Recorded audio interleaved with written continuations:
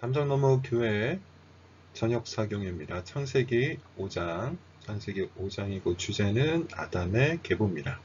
창세기 5장을 읽고 이 강의를 들으시기를 바랍니다. 질문 1번. 이것은 아담의 무엇일까요? 계보를 적은 책입니다. 계보는 톨레돗이라고 하죠. 톨레돗. 그래서 창세기는 사실상 톨레돗의 책, 계보의 책이라고 해도 과언이 아닙니다. 창세기 전체적으로 계보 혹은 족보라고 번역이 되었는데 이것이 10번이 등장해요. 결국 이건 뭘 이야기하는 걸까요? 하나님께서 자신의 후손, 자신이 택한 그 백성들, 그 후손들이 어떻게 연결되어 가고 있는지 하나님의 그 장대한 드라마가 하나님께서 택하신 그 후손들 씨들을 통해서 어떻게 연결되어 가는지를 보여주는 최초의 책, 계보의 책, 이게 창세기인 거죠. 자, 그래서 계보라는 단어, 족보라는 단어가 나올 때 우리가 이해해야 하는 아주 중요한 의미, 교훈 중에 하나는 뭐냐면 이것이 역사다. 창세기가 단순히 신화가 아니라 역사의 책이라는 것. 두 번째는 하나님께서 자신의 후손을 보존하시고 지키시고 이어가신다는 것. 이 두 가지를 일단 기억을 하시면 되겠습니다. 자, 특별히 우리가 창세기 4장에서는 어떤 주제를 갖고 살펴봤죠? 죄의 확장. 죄의 확장이라는 주제를 갖고 살펴봤어요.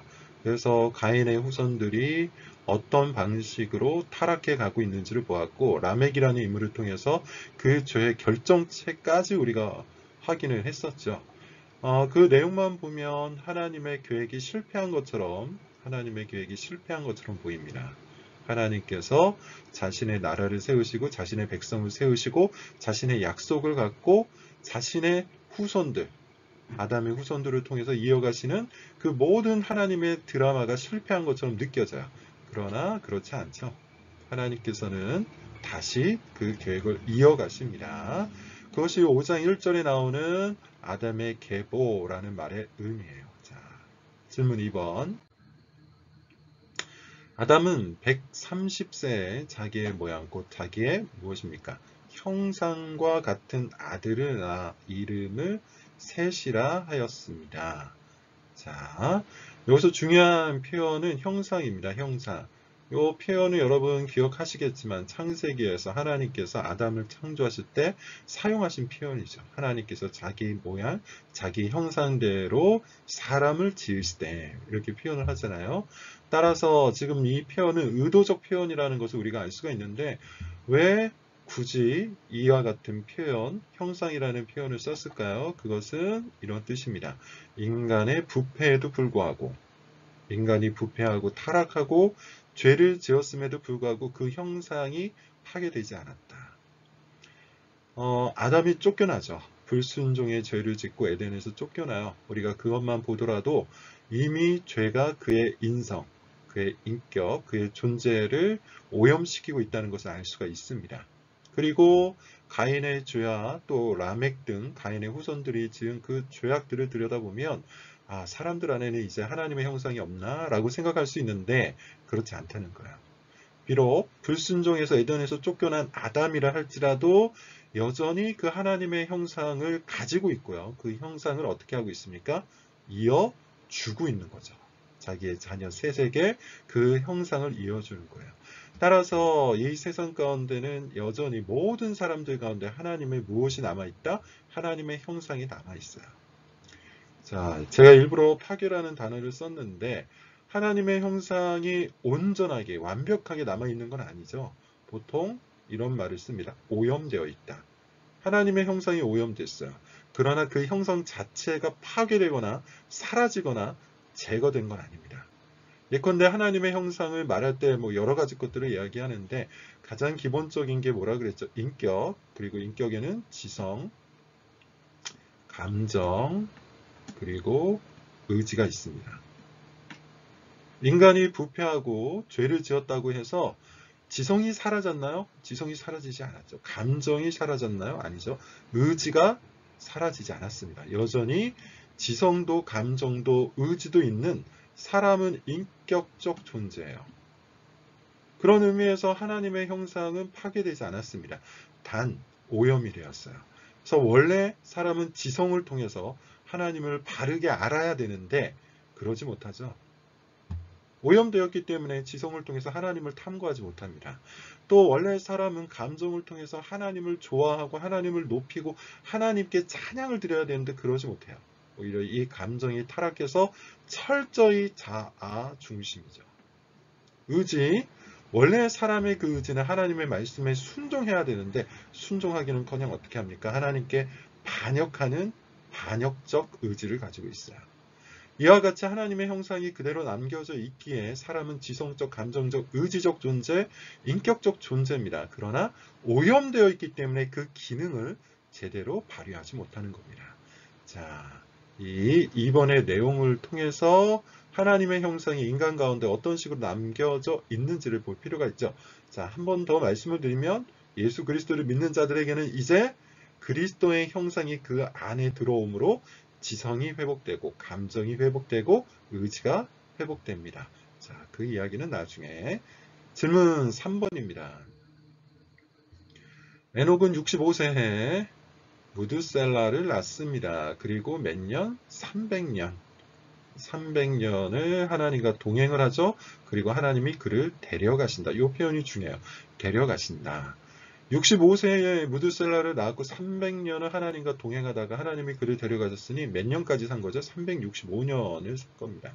365년은 나름 상징적인 숫자죠. 1년 365일. 상징적인 숫자예요. 그러니까 어떤 의미에서는 완전한 삶을 살았다는 겁니다. 자, 그런데 여기서 또 우리가 생각해 볼 것이 하나 있어요. 뭐냐 하면 당시의 사람들에 비해서 이 나이는 긴 나이가 아닙니다. 예컨대 바로 다음에 나올 무드셀라 같은 경우는 969세, 어마어마하게 오래 살았다고요. 그에 비하면 3분의 1밖에 살지 못한 거죠. 이른 나이에 죽은 겁니다. 그럼에도 불구하고 누가 더 복된 인생을 살았을까요? 하나님과 동행한, 하나님 안에서 참된 친교, 참된 사귐, 참된 교제를 나누면서 살았던 에녹이 훨씬 더 복된 인생을 산 거겠죠. 그래서 365 완전한 삶을 살았다. 이렇게 볼 수가 있어요. 하나님께서 그를 데려가셨다라는 이 표현도 우리가 좀 눈여겨볼 필요가 있는데 에녹이 죽음을 경험한 채 하나님께로 간 게 아니죠. 자, 히브리어로는 라카흐라는 단어인데 말 그대로입니다. 하나님께서 그를 취하셨다는 이야기예요. 그를 딱 잡고 취하셨다, 데려가셨다 그런 의미입니다. 그러니까 보통 어떤 식으로 우리가 이해를 할 수 있냐면 죽음을 경험치 않은 채 에녹이 하나님께로 갔다 이렇게 보면 됩니다. 구약에서는 두 명이죠. 누굽니까? 에녹과 엘리야. 에녹도 그리고 엘리야도 죽음을 경험하지 않은 채 하나님께 데려가셨다. 그만큼 그들을 하나님께서 각별하게 여기셨다는 것을 우리가 볼 수 있습니다. 자, 질문 4번. 무드셀라는 몇 세에 죽습니까? 969세에 죽습니다. 969세는 성경에 굉장히 오래 산 사람들 나이가 다 나오는데 그 중에서 최고죠. 최고령자입니다. 자, 여기에서는 이 나이가 진짜냐 아니면 가짜냐, 상징적인 숫자냐, 문자적인 숫자냐 이런 이야기는 하지 않겠습니다. 다만 우리가 여기서 살펴볼 수 있는 건 뭐냐면 그가 죽은 날 노아의 홍수가 일어났다라는 것이죠. 죽은 날 노아의 홍수가 일어났다. 어떻게 알 수 있죠? 노아가 600세가 되던 해 600세가 되던 해 홍수가 일어났는데 노아가 태어난 날 무드셀라는 몇 살이었을까요? 369세예요. 369세에 손자인 노아를 봅니다. 그러면 369세 더하기 600. 노아가 600세가 된 날이니까 600을 더해야겠죠? 그러면 몇 살입니까? 969세가 되죠. 다시 말하면 무드셀라가 죽은 날 홍수가 일어났어요. 여기서 우리가 찾을 수 있는 의미는 뭘까요? 그의 나이가 왜 가장 최고령이었는지, 그가 왜 이렇게 늦게 죽었는지를 알 수 있죠. 하나님의 인내. 하나님의 오래 참으심이 이어갔다는 거예요. 하나님께서 참고 참으시다가 결국 심판을 하셨다. 그래서 무드셀라의 나이가 969세, 가장 오랜 인생을 살게 된 것이다. 이렇게 우리가 한번 이해해 볼 수 있습니다. 질문 5번입니다.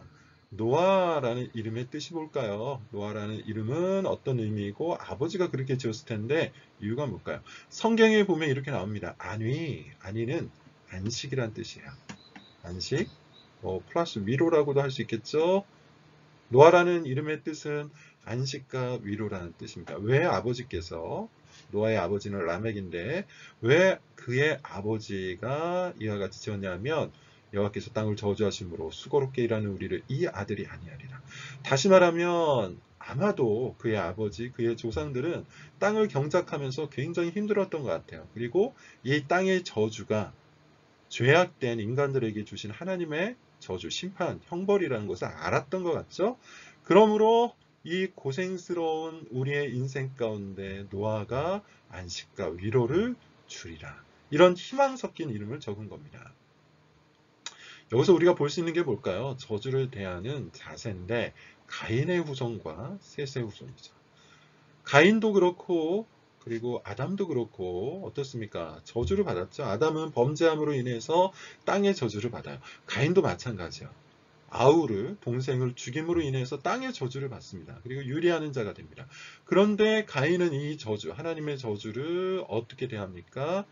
정확하게 얘기하면 가인의 후손은 복수와 살인으로 자신이 받은 인생의 무게, 자신이 경험하고 있는 인생의 고통을 모두 다 복수심으로, 그리고 그 복수의 끝인 살인으로 대하죠.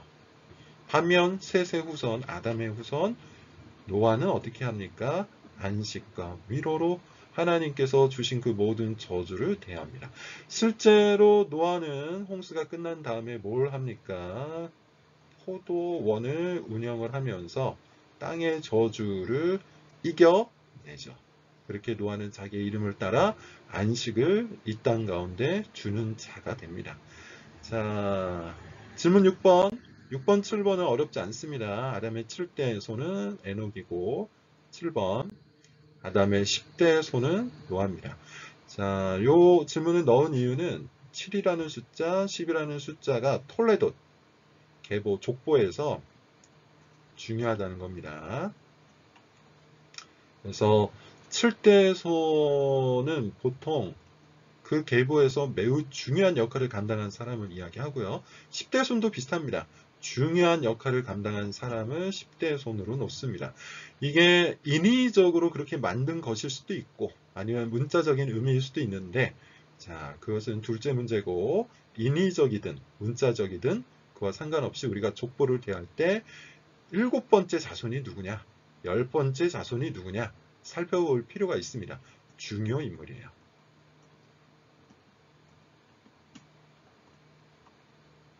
이렇게 여기시면 됩니다. 자, 5장 정리를 좀 해볼까요? 5장의 주제는 아담의 계보, 아담의 톨레돗, 아담의 족보입니다. 계보는 사건의 역사성, 언약의 연결, 곧 하나님께서 아담에게 주신 언약들이 있잖아요. 내가 너의 후손을 등등. 자, 그리고 그 이야기의 직속성을 보여줍니다. 그래서 이 창세기 전체 10개의 계보들이 나올 때마다 이걸 이해하시면 됩니다. 아, 이 사건이 역사적인 사건이구나. 그리고 하나님의 언약이 연결되고 있구나. 그리고 그 장대한 드라마 이야기가 지속되고 있구나. 특별히 어떤 것들을 주목해서 보아야 하냐면 그 이전에 분명히 언약이 깨질 것 같은 그런 사건들이 있을 겁니다. 그런데 하나님께서 그 언약을 이어가신다. 이걸 보시면 돼요. 즉 성경은 계보를 통해 이 모든 일이 역사적 사건이라는 것을 증명합니다. 언약이 약속의 자녀들을 통해 이어지며 이야기의 새로운 주인공을 등장시킵니다. 아담의 계보는 노아라는 새로운 주인공을 등장시키는 것에 있습니다. 자, 그래서 여러분 우리가 이렇게 기도하기를 바라는데 우리가 하나님의 자녀에 속한 자라는 사실에 감사하고 가인의 계보가 아니라 아담의 계보에 속해 있다는 사실을 여러분 감사하시고 그리고 이 모든 계보, 모든 족보를 통해서 우리가 알 수 있는 것처럼 이게 다 참이라는 사실을 믿음으로써 우리가 받을 수 있도록 기도하시기를 바랍니다. 자, 5장 여기서 마치겠습니다.